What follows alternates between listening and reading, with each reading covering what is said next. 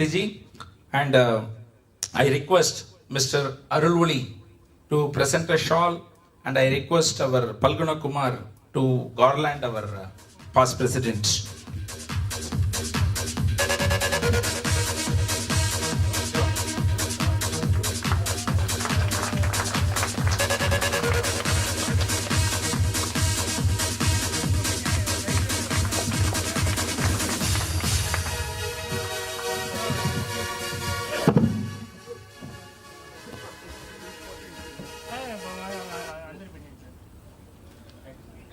Let me briefly introduce Sunil Talaji.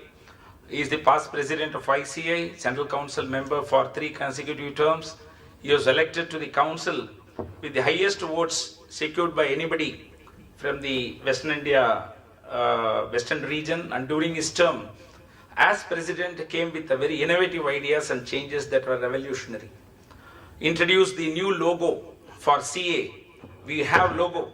He said the brand building for the professionals, which is the order of the day. So you should be uniform, like how doctors use, how advocate use. Like that prefix was there, CA.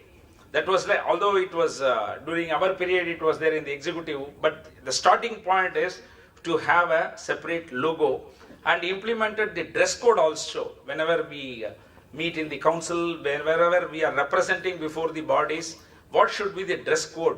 That is also, yes, implemented, and brought many laurels to the institute. He got elected in the International CA Forum, CAPA, and for a term of 3 years. So all this is the first time in the state of Gujarat, in fact. See, Gujarat is now, everybody is looking, pretty well, and definitely his dress also undergone a change. What are all the changes happening, sweeping in the country? Accordingly, he changed himself, actually. That is Mr. Talatiji. Hailing from a family of chartered accountants based at Ahmedabad. His father also Central Council member, and he is also a very top legend, I would say, in the accountancy profession, and is a prodigy son of his father. And his son is the chairman now of Ahmedabad branch, and he will be coming to the WRC and Central Council. And he keeps himself updated on the recent amendments in tax and corporate laws, impeccably dressed. He always reminds me of the evergreen star of Hindi movie, Bhawan. Used to have the scarf also those days when he entered this thing. So when he became president, he switched over to tie. Now, when after Modi ji has come, he started wearing this actually. So he knows what to do, and the timing sense is always there.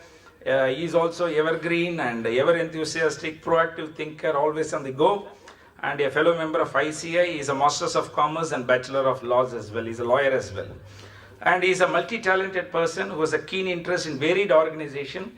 He is deeply involved with the Rotary movement. Both of us are Rotarians. Was elected as the first Rotary governor in India, and was appointed as a national chairman of the Council of Rotary Governors.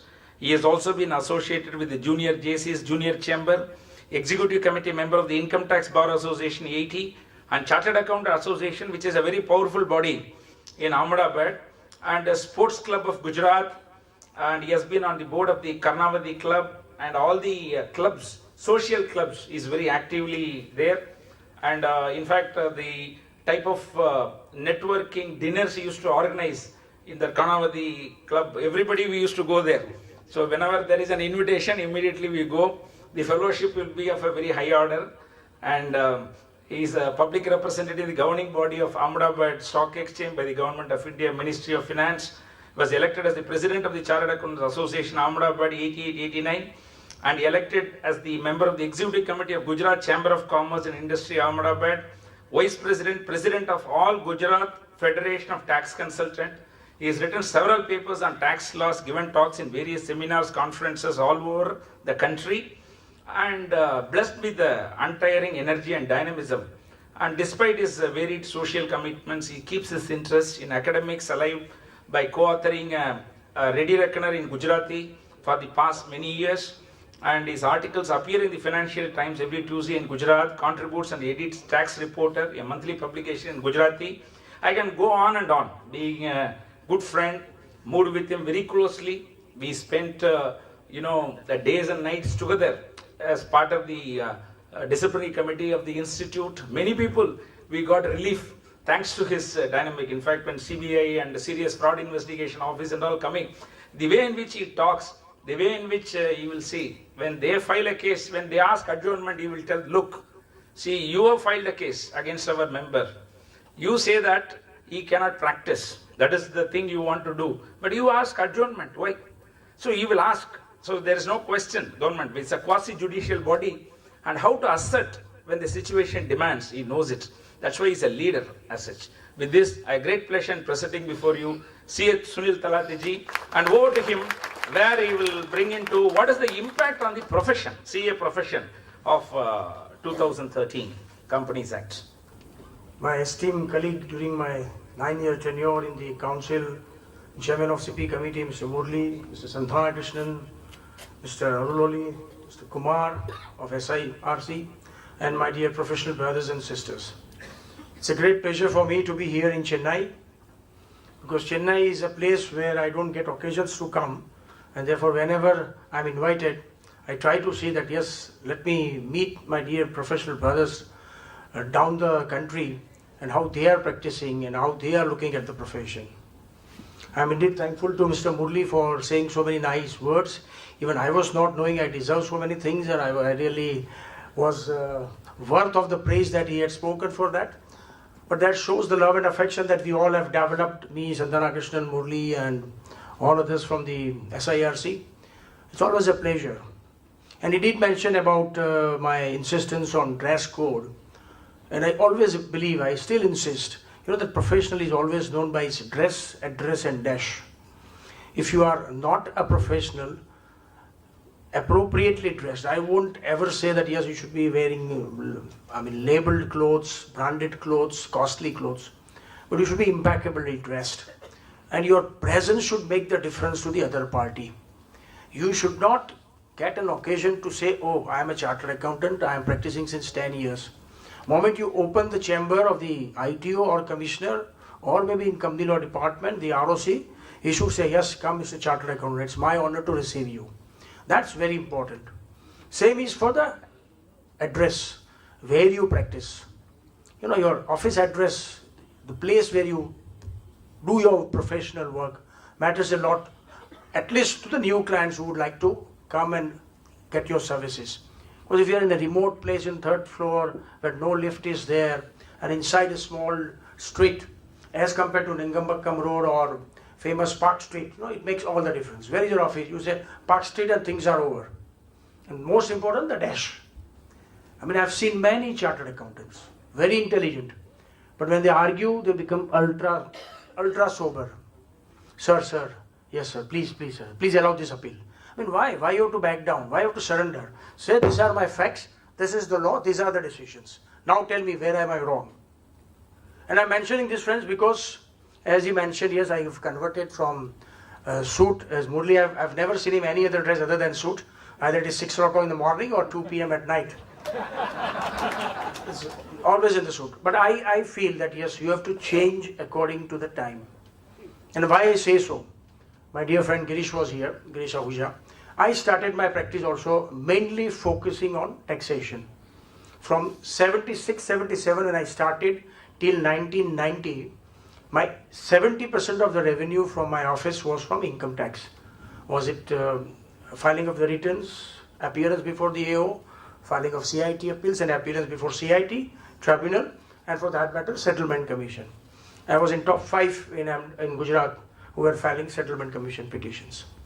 But friends, I'm purposely mentioning this and taking your 10, 15 minutes, which is very, very important. Because if the time is changing and if we don't change, you'll get a stagnancy in the practice. And once you get a stagnancy in the practice, you lose the interest and charm in the profession. And that is the last thing that should happen to any chartered accountant. The time is now changing. We all know that 95, 98, 99% of the returns are now processed. No scrutiny. Everything is done on computer. Your returns are processed. You get the intimation, you get the refund. So now you don't have to go to the income tax department even for asking for the refund and contacting the officer or the clerk. Everything is online. A time is coming that you don't need to see the face of the government officer or even the color of the building. Now, if that is the time, and if my 90% or 95% practice is on income tax, where would I be in 2016? Where would I be in 2020? That's a question each one of you sitting here must ask yourself. And as I said, yes, for all of us, starting a new business, any businessman would need a chartered accountant for VAT registration, for PAN number, for TAN number, and filing the return of income.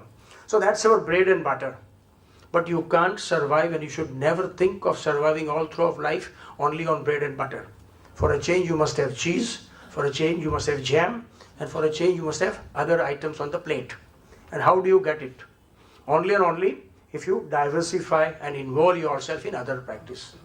And take it from me, friends, that this amendment in Companies Act 2013 has opened up lot many gates, lot many opportunities, along with challenges for the profession of chartered accountants.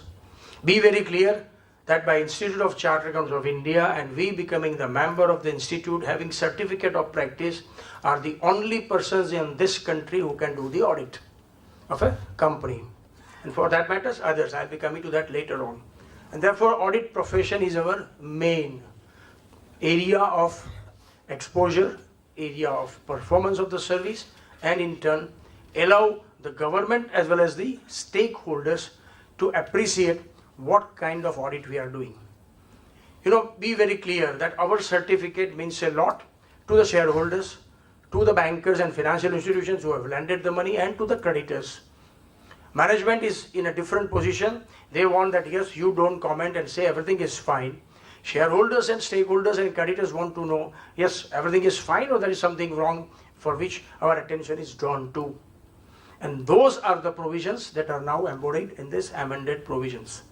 And for various other reasons, the amendments, I'll be dealing with them one by one. But be very clear that yes, this is the profession where government is expecting a lot. Now let me take you to the latest information which is going on and is talk of the town everywhere. The report of C&AG. They have come out heavily by passing various kinds of comments on the observations that they have made while doing the audit of so many income tax assessment records for the year 2013-14. Relevant to assessment year 11-12 and 12-13.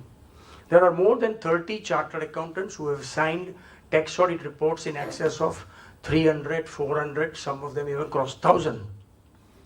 Now imagine even if you are charging minimum fees which is recommended by the institute at 5,000 or 10,000, multiply by 10,000 multiplied by 1,000. What is the receipt? Service tax department must issue show cause notice. Income tax department must issue show cause notice. That if you have signed so many tax audit reports, vis-a-vis what is the fees you have received. That's one aspect. Second, can you under any circumstances, physically, mentally with the 23 hours working, really perform the audit and sign the tax audit reports? It is a patent misuse, or I would say, blame on the profession by signing blindly this kind of tax audit reports. Now what will happen? The government will start losing the interest or faith on the chartered accountants. Let me tell you with all humbleness as well as proud that number of times representations have been made to CBDT and to the ministry that why tax audit should be done only by chartered accountants, let it be allowed by others. Or why at all there should be tax audit, let the returns be now because they are being scrutinized, let it be scrutiny, and why we want tax audit. Tremendous force on the CBDT. And CBDT said that no, we are getting excellent reports, we are getting substantial details which otherwise is difficult for us to scan through, scrutinize, and therefore we are comfortable with the profession. That is the statement and reality till 2013, 2012. That was a reaction when the presentation was made. Now if we are not coming up to the expectations, you will appreciate what will be the consequence. And that is why the first provision, I'll be touching upon with the main provisions. I don't know whether the PowerPoint presentation has been given or not, but I don't need them. In fact, I have tried to cover aspects with regard to important provisions which are affecting the profession of chartered accountants. I don't know, some of you must have heard on the TV or on the other lectures that there is a sincere hue and cry by many senior chartered accountant said, oh my God, the time has now come that we should think 10 times before doing the audit of a private company or a public limited company. But I am here to tell you that no, it is not the case.